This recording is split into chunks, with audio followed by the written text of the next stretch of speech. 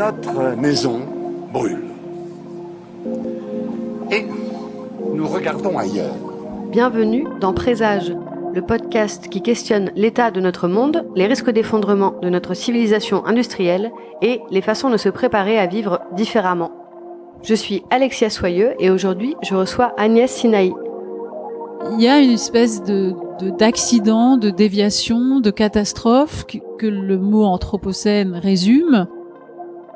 Agnès Sinaï est journaliste et enseignante. Elle est fondatrice de l'Institut Momentum, qui est un laboratoire d'idées sur l'anthropocène, sur les issues de la société industrielle et sur les transitions nécessaires pour le monde post-pétrole. La décroissance, c'est d'abord une décolonisation de l'imaginaire. Elle travaille depuis de nombreuses années sur la crise écologique planétaire, sur les notions de décroissance et de résilience. Elle enseigne à Sciences Po Paris où elle a initié le cours Théorie et politique de la décroissance en 2011. C'est aussi une utopie, la décroissance. C'est comment vivre de manière égalitaire dans un monde aux ressources raréfiées et avec plus de convivialité et moins d'hédonisme individuel. Nous avons parlé de la crise écologique, de l'aspect schizophrénique des conférences climatiques, de la notion d'anthropocène, de l'ambivalence du terme de résilience, de la décroissance comme destin et comme utopie, du principe de biorégion, de la prise de conscience et de transition intérieure. Le catastrophisme éclairé, moi je suis pour. Pour soutenir Présage, vous pouvez partager les épisodes pour permettre à d'autres personnes de les découvrir. Vous pouvez aussi vous abonner et me laisser 5 étoiles sur iTunes. Merci beaucoup. Agnès Sinaï, bonjour. Bonjour. Vous êtes journaliste et enseignante. Vous travaillez sur la crise écologique planétaire et sur la décroissance notamment. Vous êtes cofondatrice de l'Institut Momentum, qui est un laboratoire d'idées sur l'anthropocène et ses issues. Je voulais d'abord savoir comment vous en êtes venu à travailler sur ces sujets de l'environnement et de la crise écologique. Ça m'a toujours passionnée. Mes premiers articles portaient déjà sur ces questions-là. J'étais attirée par les conférences internationales, les sommets de la Terre, les conférences climatiques. Je faisais des papiers dans le monde diplomatique de temps en temps sur ces questions-là. Et puis, comme j'ai une sensibilité pour les paysages, pour la nature, j'ai toujours aimé la nature et aussi la peinture.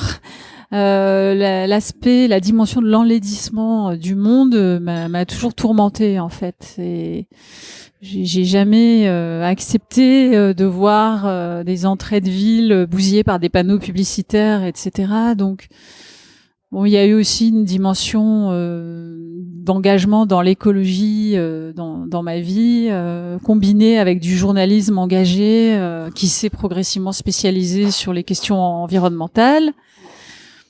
Donc ça s'est passé comme ça, voilà, depuis naturellement quoi. Voilà, et depuis maintenant une vingtaine d'années. Et est-ce que vous diriez qu'il y a eu des moments clés dans votre dans votre regard sur le monde? Effectivement, il y a eu un basculement en 2009 lors de la conférence de Copenhague sur le climat, dont on attendait beaucoup qu'elle boucle un cycle climatique et qu'elle en ouvre un autre. Et puis finalement, c'est là que je me suis rendu compte que ces négociations climatiques, c'était en fait un véritable scandale.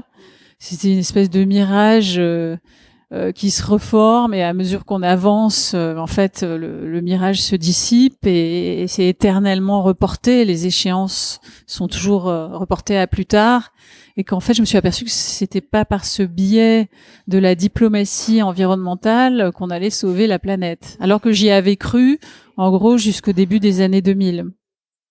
Même les décisions qui ont été prises à la COP 21 vous paraissent elles sont pas contraignantes dans tous les cas.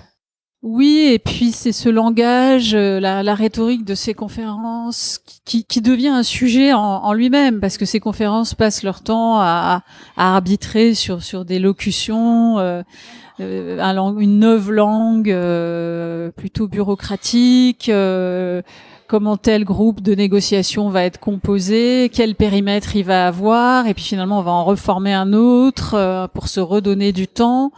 Et l'accord de Paris, dans un sens, c'est vrai que son principal intérêt, c'est d'avoir réuni tous les pays de la planète, ce qui n'était pas le cas des accords climatiques précédents. Donc c'est vrai que son aspect universel est sans précédent, mais le contenu du texte, c'est quoi? C'est neutraliser le carbone en 2050. Mais la neutralité carbone, ça change pas le modèle économique de croissance. C'est justement là qu'il y a un hiatus qui est extrêmement tendu maintenant, mais toujours pas dit. C'est un non-dit de ces négociations. C'est en fait, on veut continuer à faire tourner le modèle économique qui est fondé sur les énergies fossiles, tout en voulant arriver à zéro émission de carbone et de gaz à effet de serre en 2050. C'est complètement schizophrénique. Et quel a été le point de départ de la création de l'Institut Momentum? Ben, c'était un peu ça, justement. C'était l'impression que les questions étaient mal posées et que le niveau de la crise écologique avait dépassé la somme de crises localisées, ou voilà, la crise de l'eau, la crise du climat, la crise de la biodiversité, les forêts. Bon, ça, c'était une manière d'aborder la crise écologique qui, tout d'un coup, m'a paru et a paru, je pense, à un certain nombre de personnes qui ne se connaissaient pas à ce moment-là ou qui se connaissaient. Mais en tout cas, il y a eu une sensibilité qui me semble avoir émergé autour du fait qu'en fait, cette crise écologique, c'était plus qu'un ensemble de crises localisées. C'était vraiment un basculement du monde. Il fallait voir le tableau global, quoi. Et qu'il fallait voir le tableau global et puis l'ampleur de ce basculement, de cette discontinuité dans l'histoire des temps de la Terre, et l'identifier comme tel et pas seulement comme on va administrer la planète comme une machine à produire des gaz à effet de serre. C'est plus qu'une crise, c'est vraiment une nouvelle époque. C'est pour ça que la dimension de l'anthropocène m'a fascinée à ce moment-là, et je l'ai découverte par Jacques Greenwald, un professeur d'histoire des sciences suisse qui a aussi forgé le terme de thermo-industriel, Jacques Greenwald, qui ensuite a été repris par Alain Gras. Et la question de l'anthropocène, c'est aussi Jacques Greenwald qui l'a introduite dans le débat des idées en France. Et à ce moment-là, je faisais partie d'une revue d'idées qui s'appelait Anthropia, qui était une revue sur la décroissance. Donc il y avait à la fois une nébuleuse de personnes qui se rencontraient autour de cette revue. Il y avait l'introduction de la question de l'anthropocène et de la question de la thermo-industrielle, et tout ça n'apparaissait pas dans le débat politique et encore moins dans les conférences internationales. Justement, quand on parle d'anthropocène, de quoi on parle exactement, et est-ce que la notion fait encore débat? Alors pas d'un point de vue géologique, mais plutôt est-ce que certains préfèrent parler de capitalocène ou d'autres, de préciser un peu la notion? Moi, je pense que c'est intéressant d'abord de penser la temporalité dans laquelle nous nous trouvons, et qui est donc une méga discontinuité dans l'histoire de la Terre. C'est une espèce d'accident qui est en cours, qui est une interruption d'un cycle, d'un ensemble de cycles, et qui est aussi une déviation dans l'ère interglaciaire qu'on est censé vivre de manière tranquille depuis 15 000 ans. Donc il y a une espèce d'accident, de déviation, de catastrophe que le mot anthropocène résume. Évidemment, qui sont les responsables de cette catastrophe? Est-ce que c'est le capitalisme? Est-ce que c'est le productivisme? Est-ce que c'est l'Angleterre charbonnière du 18e berceau de la révolution industrielle? C'est tout ça en même temps, avec effectivement un accent particulier sur le capitalisme fossile qui a contribué à à au moins 40% des émissions de gaz à effet de serre cumulées depuis 150 ans, uniquement à travers des entreprises comme Shell, BP, Saudi Aramco. Bref, le capitalisme des industries fossiles est évidemment en grande partie, immense majorité, même peut-être plus de 40%, de cette catastrophe. Donc oui, mais le capitalisme, c'est aussi du productivisme. Et le productivisme est partagé par des pays qui ne se disaient pas capitalistes. Donc il y a quand même une question autour du productivisme. Et vous, qu'est-ce que vous voyez advenir dans les décennies qui viennent? Est-ce que vous imaginez un effondrement brutal, plutôt lent? Ben, j'ai réfléchi à ça quand je suis allée en Californie en 2009, une des dernières fois que j'ai pris l'avion.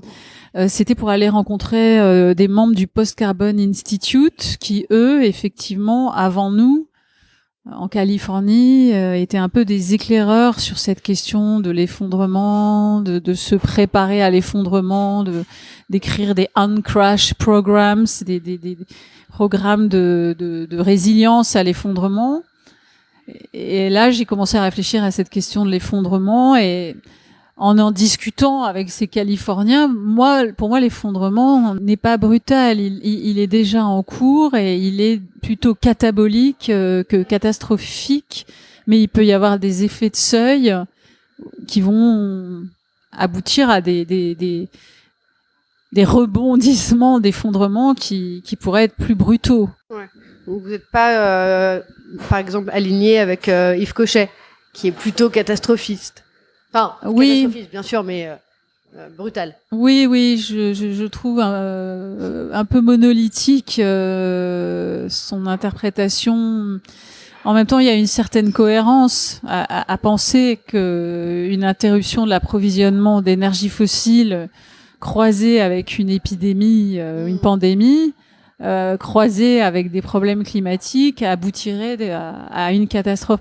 Moi, je crois qu'il y a une perte graduelle de résilience, notamment dans la toile du vivant, qui est transpercée par la disparition des insectes, des abeilles, des oiseaux, et qui se délite. Est-ce que ce délitement va aboutir à un précipité, à une sorte d'effondrement par délitement? Ça paraît très cohérent. Mais dans la phase actuelle, j'ai une impression d'effondrement qui a commencé et qui est plutôt de nature catabolique pour l'instant. Est-ce que, selon vous, il faut adopter une posture de catastrophisme éclairé, pour reprendre Jean-Pierre Dupuis, nommer la catastrophe pour essayer de l'éviter? Moi, en effet, je pense que la peur peut enclencher l'action et que le fait de diagnostiquer de manière juste et d'affronter l'ampleur de la situation ne peut que nous donner plus de temps pour modifier nos perceptions et nous ouvrir à ce qui se passe et garder une certaine rationalité pendant qu'il en est encore temps. Donc effectivement, le catastrophisme éclairé, moi je suis pour. Du coup, dans ce contexte, comment faire pour mettre en place des communautés qui soient plus résilientes vis-à-vis de ces futurs troubles? Et qu'est-ce que la résilience, peut-être, d'abord? Ben, la résilience, c'est un concept ambivalent finalement, qui est à la fois véhiculé toujours dans ces conférences internationales, notamment sur le volet adaptation au changement climatique. L'idée de la résilience, c'est de s'adapter à des situations finalement potentiellement extrêmes. C'est comment vivre dans la catastrophe, que ce soit une catastrophe climatique ou nucléaire comme à Fukushima. Donc il y a ce côté un peu dérangeant de ce concept de résilience qui pourrait être instrumentalisé au profit d'une habituation à la catastrophe et d'une banalisation d'un état de catastrophe.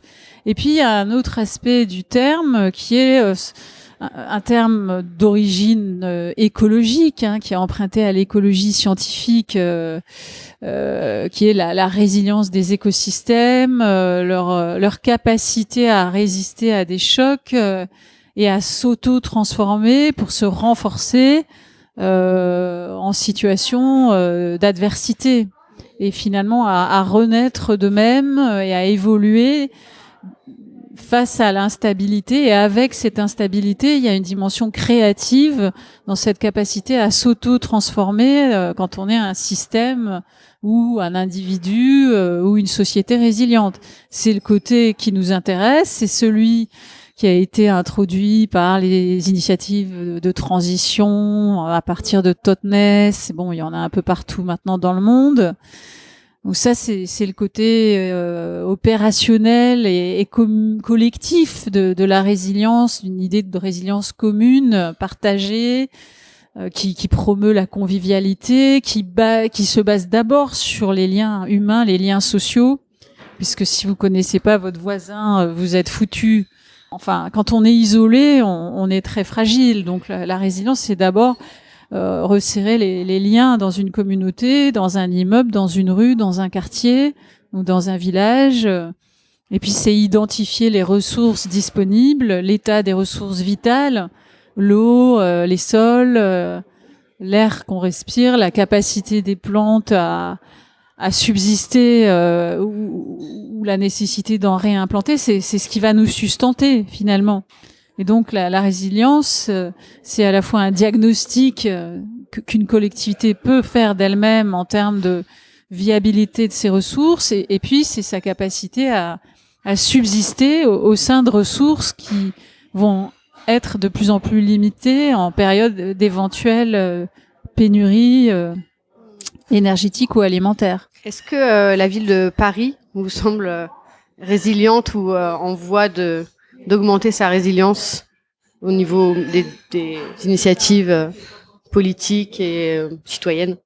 En tout cas, la ville de Paris s'est dotée d'un haut responsable de la résilience qui a été appointé par la maire de Paris, Anne Hidalgo, et qui est soutenu par la fondation Rockefeller. Bon, il se trouve que la fondation Rockefeller ne sait pas quoi faire de ses pétrodollars, et elle s'est lancée dans le soutien d'un réseau qui s'appelle le C40.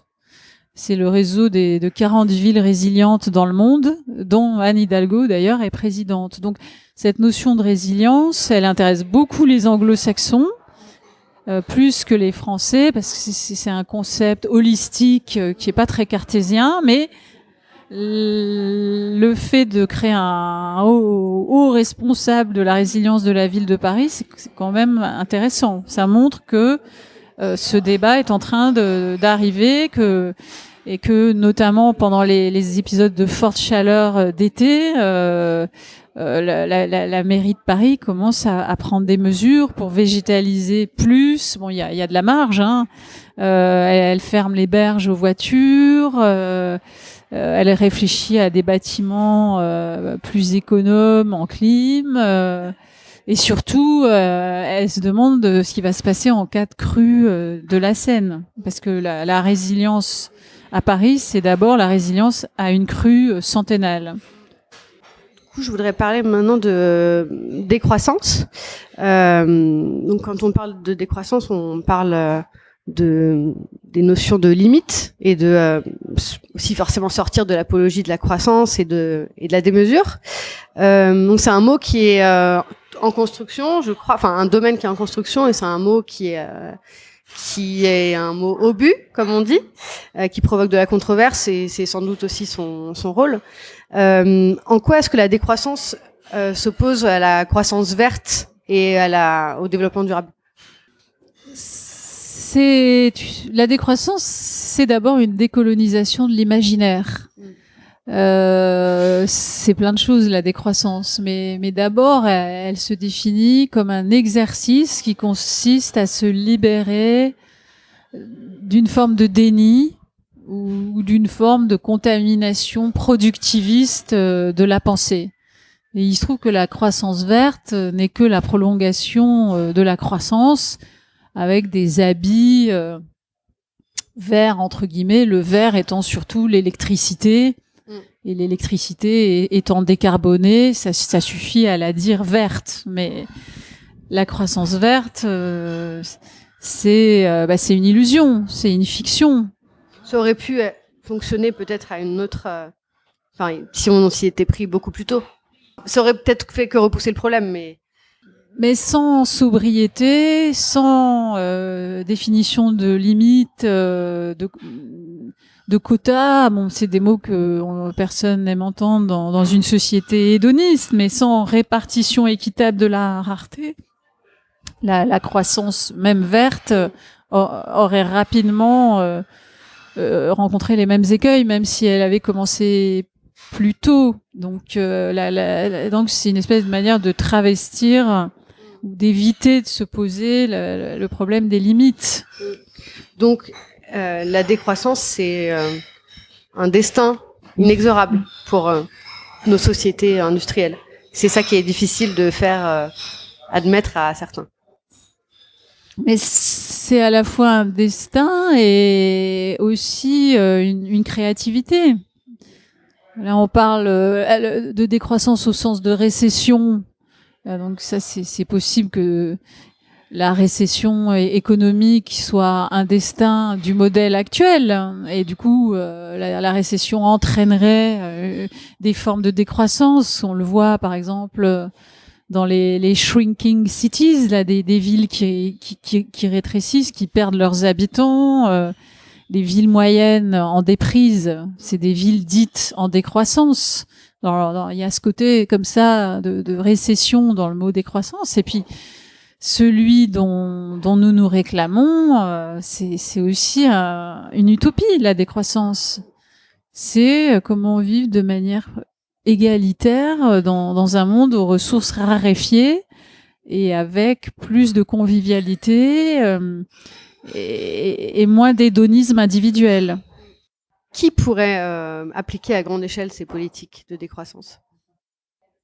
Moi, je crois que même la politique n'est pas linéaire. C'est-à-dire, il peut y avoir aussi des basculements, des émergences. On l'a bien vu d'ailleurs. Bon, avec Emmanuel Macron, tout d'un coup, la gauche et la droite ont été neutralisées. Bon, je dis pas du tout que je suis macronienne, mais il y a des événements inattendus comme ça.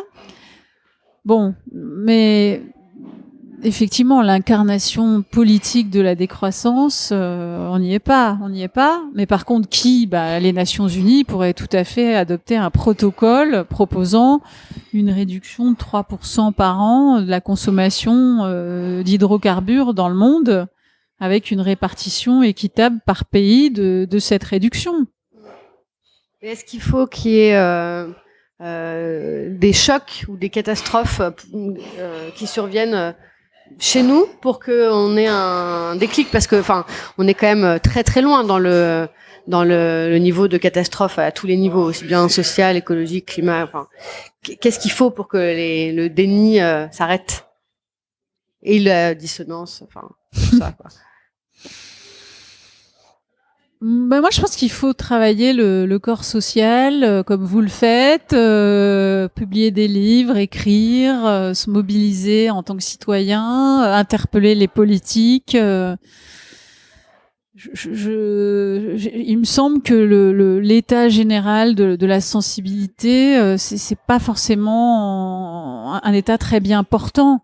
Et que finalement, dans le changement que la décroissance pourrait apporter, il y a aussi des aspects qui pourraient être profitables à la société et qui pourraient être peut-être même plus heureux et plus sécurisants. Mais il faut arriver à faire naître des récits, des résonances narratives qui montrent que cette voie, finalement, a quelque chose de plus rassurant que la voie actuelle qui est très inquiétante.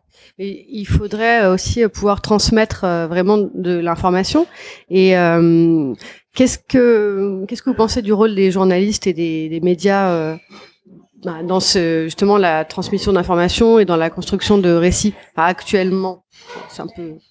Ma question est orientée forcément. Il y a toutes sortes de journalistes. Alors comme moi-même, je suis journaliste. Bon, moi j'écris que sur l'environnement, donc je suis pas frustrée.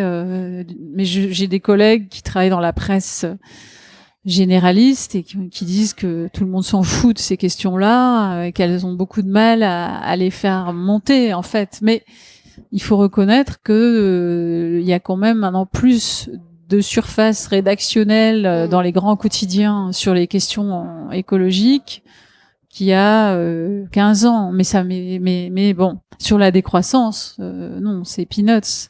C'est un tabou. C'est un tabou, d'autant plus que les annonceurs publicitaires sont pas compatibles.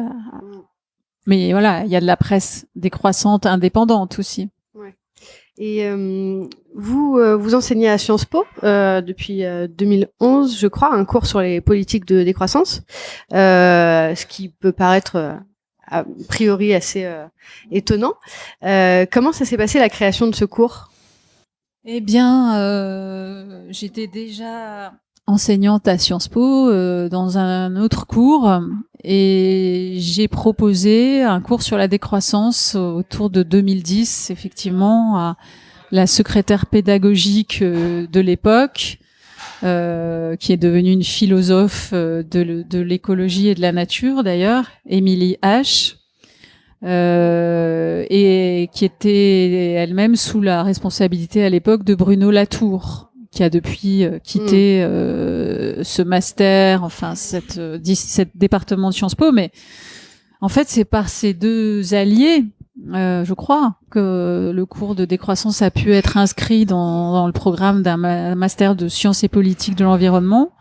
Donc ça s'est passé comme ça, par à la fois à ma suggestion et par le soutien d'Émilie H et de Bruno Latour. Et puis ensuite, les étudiants n'ont pas cessé de plébisciter ce cours, puisque on est noté quand on est prof, et on a de très bons retours sur ce cours. Donc Sciences Po reconduit chaque année, pour l'instant, ce cours.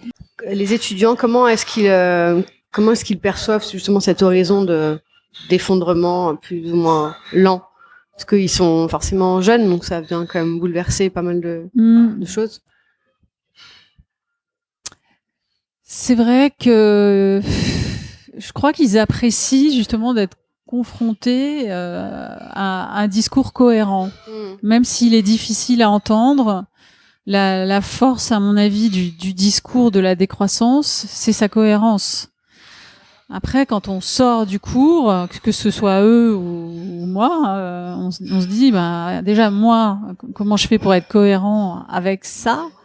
Et puis qu'est-ce que je fais quand je suis un étudiant ? Qu'est-ce que je fais avec ça ? Qu'est-ce que je fais comme métier ? Vers où je me tourne ? Et là, effectivement, c'est peut-être plus difficile, mais en même temps, comme ils sont de plus en plus nombreux, puisque chaque année maintenant, ils arrivent, ils sont déjà au courant de la permaculture, de la décroissance, ils ont déjà bouquiné, ils sont déjà allés à des conférences, alors que quand on a créé le cours, il y avait rien. Donc il y a une espèce d'interaction qui s'est créée depuis un peu partout. Il y a les conférences internationales sur la décroissance à Budapest. Chaque année, il y en a une fois tous les 2 ans. Enfin, il se passe plein de trucs. Et tous ces jeunes sont au courant de tout ça. Mais du coup, ils se sentent peut-être moins seuls maintenant. Ça vous donne de l'espoir de voir que ce cours a beaucoup de succès auprès des étudiants ? Oui, parce que je pense que déjà, si on commence par un diagnostic franc de la situation, on va peut-être s'outiller différemment pour y faire face. Différemment de ah oui, avec les énergies renouvelables, on va remplacer le pétrole. Bon, je pense qu'en effet, ce cours les invite aussi à une créativité politique qu'on essaye par ailleurs de développer avec l'Institut Momentum en réfléchissant à des politiques de l'Anthropocène et en les mettant au service du débat sous la forme d'ouvrages collectifs ou de faire monter des auteurs, des thèmes, voilà. Donc effectivement, j'ai bon espoir que tout ça finisse par inspirer des nouvelles mesures. Et dans le dernier ouvrage de politique de l'Anthropocène, vous parlez des biorégions. Est-ce que vous pourriez expliquer un petit peu ce que ça signifie et comment est-ce que on pourrait les instaurer ou les développer? Mais cette idée de biorégion, elle est passionnante. Bon, elle vient de la Californie des années 70. Elle vient de la notion d'échelle qui a habité beaucoup un des co-inventeurs de la biorégion qui était Kirkpatrick Sale en Californie.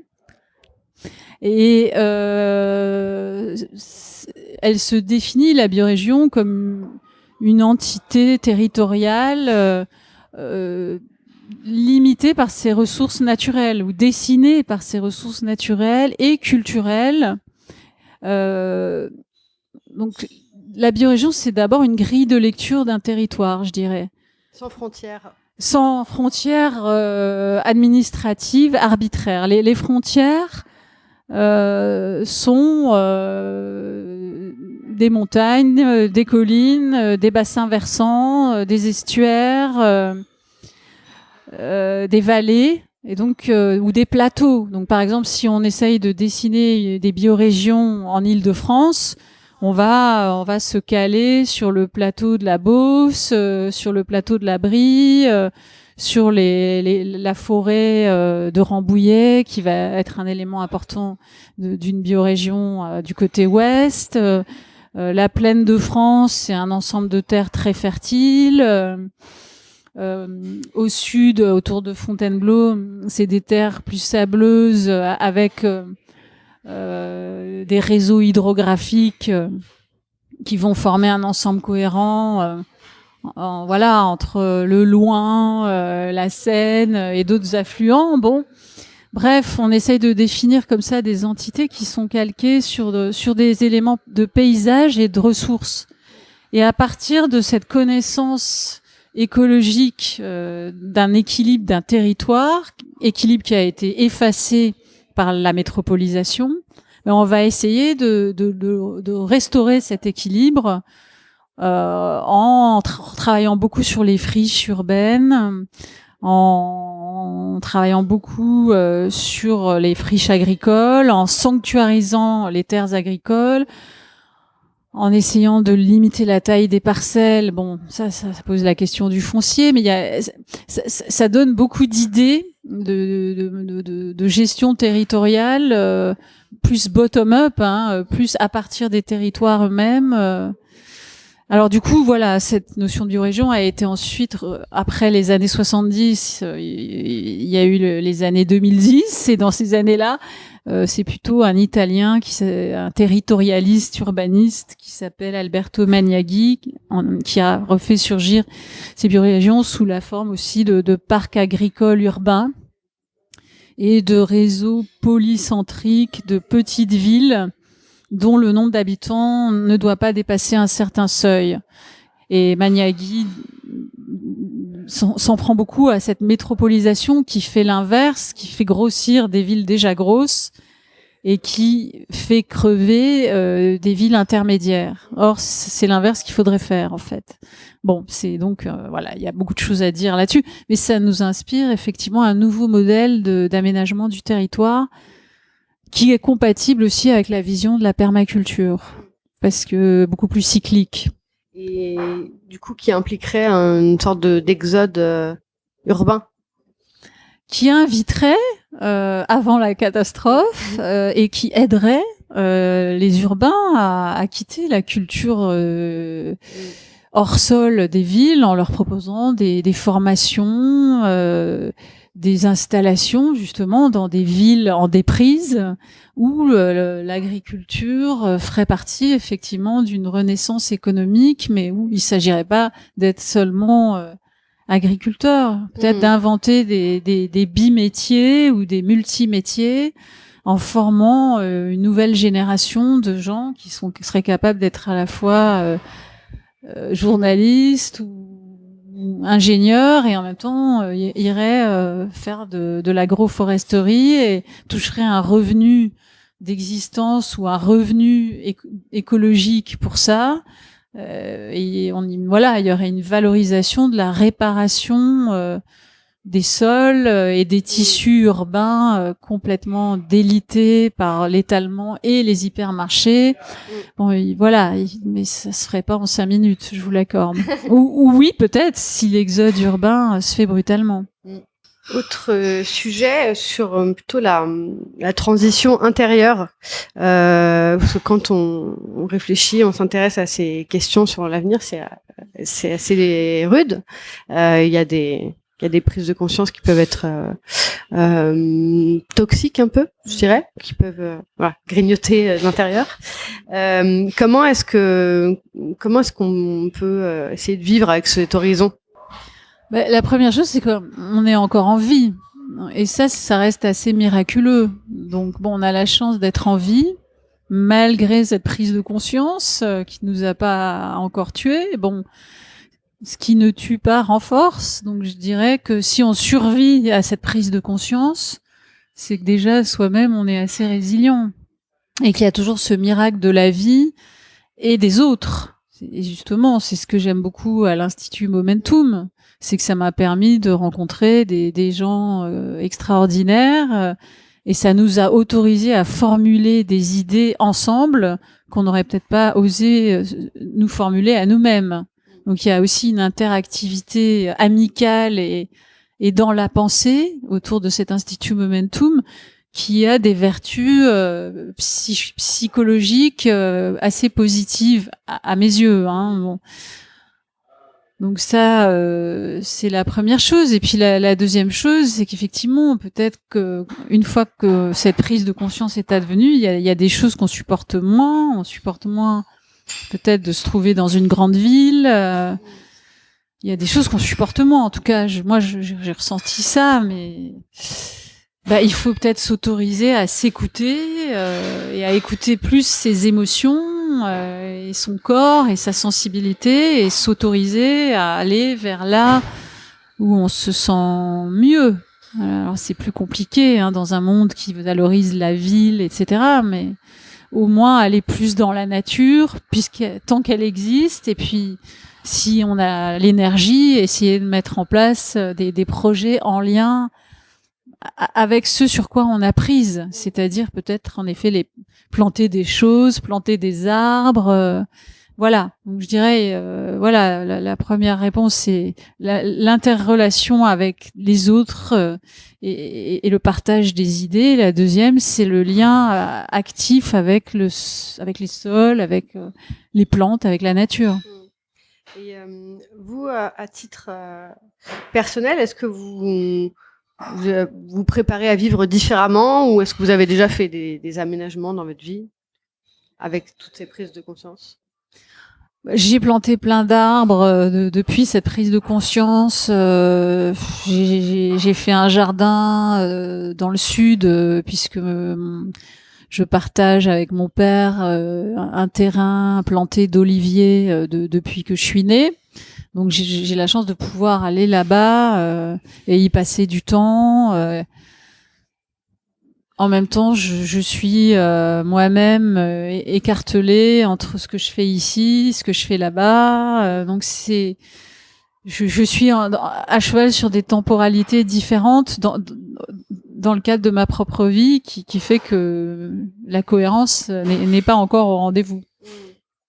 Mais j'aspire effectivement à quitter complètement la ville et à au moins mettre en place quelque chose de l'ordre d'un jardin potager et de relations avec des gens autour du jardin, tout en écrivant des livres, voilà. Mais j'ai pas trouvé pour l'instant d'autres voies. C'est un horizon sympathique. Les deux, voilà. Je trouve que ça va bien d'écrire et de jardiner. Voilà. C'est un beau programme qui me va bien. Merci beaucoup Agnès. Merci Alexia. Merci beaucoup à Agnès Sinaï pour cet entretien et merci à vous tous pour votre écoute et vos commentaires. Présage est un podcast indépendant. Le générique est un extrait du morceau L'eau de Sabrina Bellawell, mixé par Paloma Colombe. Je vous donne rendez-vous sur le site présage.fr pour vous abonner, recevoir la newsletter, approfondir les sujets ou me contacter. À très vite!